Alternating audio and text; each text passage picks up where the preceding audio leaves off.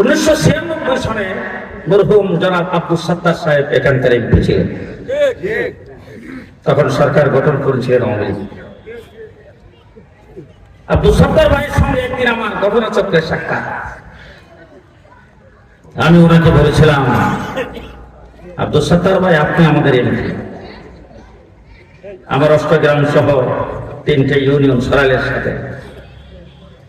আমি আমার বাড়িতে সেই বিরাসার হইয়া তারপরে ঢুকতে হয়। আশ্রগণ জানাই সেটা দিয়ে রাস্তা দিয়ে ঢোকা যায় না, কারণ রাস্তা ভাঙ্গা চড়া। আপনি কোন উন্নয়ন করছেন না, ঘটনা দেখি। উনি লম্বা একটা শ্বাস টেনে বলেছিলেন, আমি সরকারি দলের এমপি নয়, আমি বিরোধী দলের এমপি। আজকে আপনারা যে কথা বলেছেন সরকার গঠন করবে বিএনপি,